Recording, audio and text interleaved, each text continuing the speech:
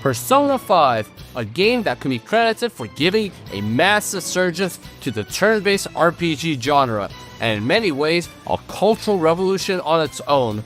Hello everyone, it is I, the Obsessive Gamer, and I'm probably one of the largest ones, whether it be from just getting the various versions of the game, down to even its figure that, well, even my own mother questions my own sanity for this, let alone even cosplaying it. And so I've been getting pretty much every version of Persona 5 that exists, whether it be Strikers, Tactica, or any other thing that comes out, and somehow we don't have a fighting game yet. However, what came to my attention was a gacha game.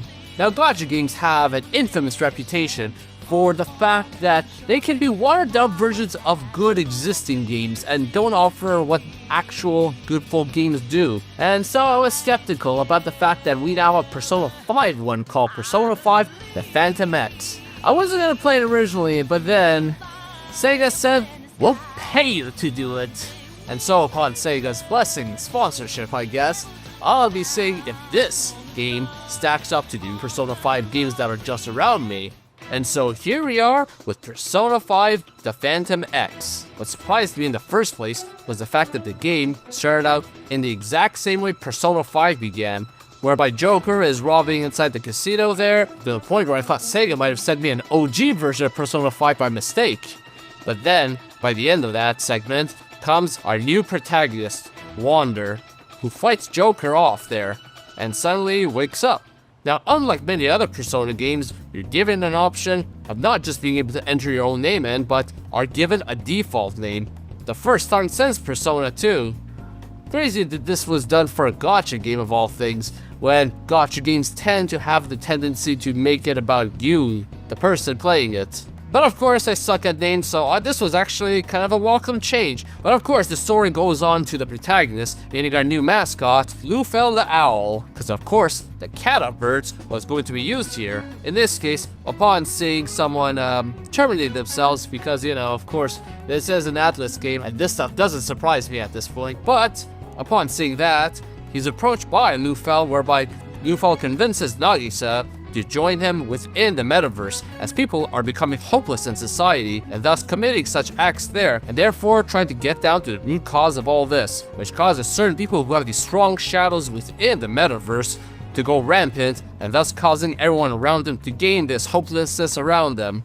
But regardless, it leads them to enter the first palace of the game, whereby the person in question is this former baseball player by the name of Kyuchi, was known as the Subway Slammer, whereby he was tackling women down on the subway, whereby people stopped caring, get apathetic, hopeless. Yeah, I don't know how that exactly makes too much sense of why people get so apathetic, but I guess this is Tokyo in Persona here. While the story plays out a lot like Persona 5, the main meat of the game comes in the form of the gameplays, and at that, the palaces, which is where Kyuchi is stationed. The palaces in this case are a lot like the ones from the Persona 5, and I mean very much well adapted in this sense. The fact that they're large like those ones, full of traps, like these baseball traps, these floor traps, or puzzles like this thumb puzzle. I mean, not like the puzzles are hard at all, and plenty of lore-based content and items to find. They really didn't skimp here actually, which is surprising considering usually there is something watered down in these gacha games compared to the original. And not just the palaces, but there's also exploring the metaverse like in Persona 5 2, where you can go constantly deeper, discover new areas and treasures too. But then let's talk about the absolute main meat of what is a turn-based RPG, the combat. And yes, this is actually properly adapted from Persona 5, down to everything from its stylish combat style, the weakness chart that we spam for an all-out attack,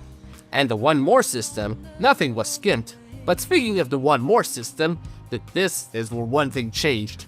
Not in really a bad way depending on who you ask, but in this case, unlike the normal Persona games where you're given free choice of what your next character can do, whether it be heal, attack, or whatnot, here you choose which character and they'll do a special attack to the enemy. And if there's a weakness available, well, guess what they're doing? They're attacking that weakness, and they're actually smart enough to know not to attack the one that's already been knocked down. And thankfully, free switching of personas do exist with the protagonist. Speaking of the personas themselves, it is done more in the style of Persona 3 now, where one gains a card randomly at the end of battle, rather than going through the negotiation system that was Persona 5. Probably done as a means to speed up the game, as this is being played on the go, And I don't think you want to spend that much time trying to negotiate only to lose that persona.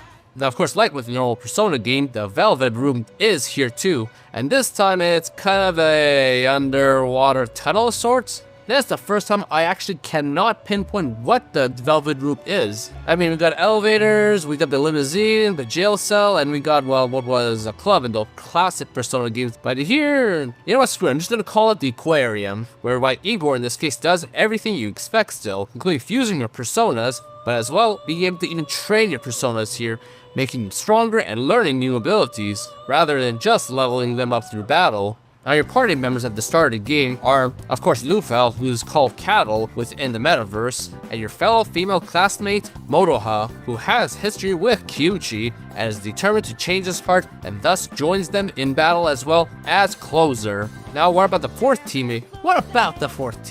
Well, of course, this is a gacha game, and here's where the gacha game mechanics come in the form of phantom idols. God, they really couldn't come up with a better name, could they? Well, despite the name, be assured that this is not Tokyo Mirage Sessions. What this new gacha system does is introduce loads and loads of new phantom thieves, including classic ones from Persona 5 who normally wouldn't join you for story purposes in this game. Now, the currency to summon are these gold tickets, and surprisingly, the game can be quite generous in receiving them, whether it be within a palace, as they are quite abundant within them, and special events. Now note, unlike many other gacha games, it is still fun to use the actual story characters like Monoha, Lufel, and any other story characters that come up, and thus you still could play like an actual Persona game, whereby you just play with these characters and not have to really bother with the gacha element. But I know you guys are gonna wail on it, aren't you? Just because, you see, your latest fancy waifu on board. Now, as I mentioned, another way you could gain these golden tickets are through the event banners. Now, event banners, of course, do exist in many other gacha games, and this is no different. But of course, it is just as fleshed out as the rest of the game too, as these can be full-on story-based dungeons. Like the current event that is going on that crosses over the game with Persona 5.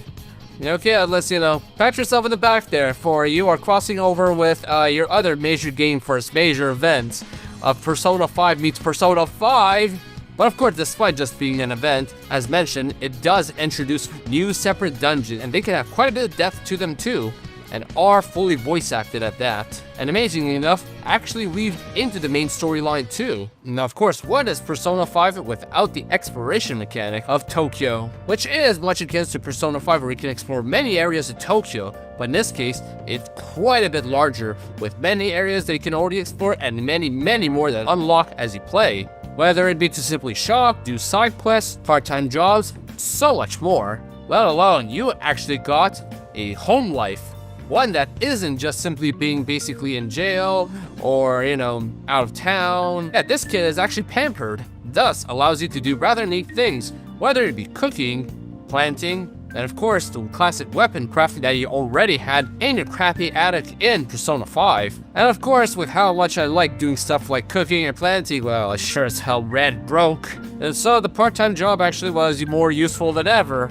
But of course, exploring Tokyo, seeing this deep story, tackling these large dungeons, you really can see how much effort is being put into this game, despite it actually being free to play, and it actually isn't skimping on anything that Persona 5 did. As a result, it doesn't really feel like a mobile game. In many ways, you could even call this a Persona 5 2. Yeah, it actually feels like another Persona 5 game within the Persona 5 universe in this case. I know it's an alternate story, and that actually makes it good for newcomers too who haven't actually played either of these versions of Persona 5. So, you can play that, and then if you like that, you can play one of these. I mean, probably this one, considering, that's more complete, and that's way more readily available. And much like the Persona 5, it has a nice, memorable cast. It has a story you can get invested in. It has dungeons that are fun and interesting to go through, and fun events to do throughout the game. It's actually not a watered-down port like so many others. They actually gave a damn making this for a change. And quite frankly, I think this is actually what they're trying to go for. Sell a gacha based on quality. But in this case, it's being sold on good characters that you want to roll for, nice designs, and of course, simply a good game that you could be playing here. For a change, quality over sex.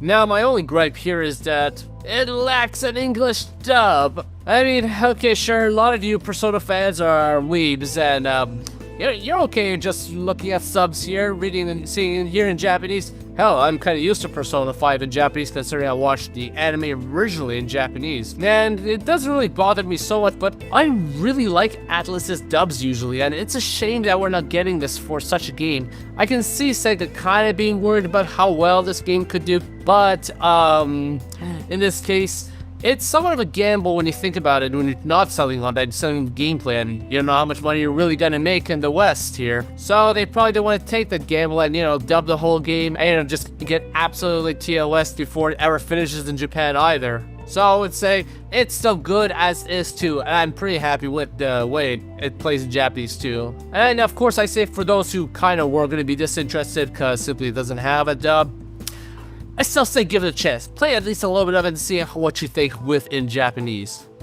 While I know that Sega paid me pretty much to try to give a gacha game a try here, I actually want to keep playing here. I actually do want to fully play this through. In fact, it kind of resurged my interest in there at that, despite the fact that I have Persona 5 in 2 forms here, kind of thinking of picking up the Switch port here of Persona 5 Royal and just so I can play it on the go, because my interest in Persona 5 in general has kind of resurged again after a little while here. And this game might just do the same for you here, whether you're an old player or you just are interested in playing a good turn-based RPG. And hell, who am I to tell you? The game is available right now for you to play, whether it be on Steam, Google Play, or the Apple App Store even, which you can click the link below to start playing.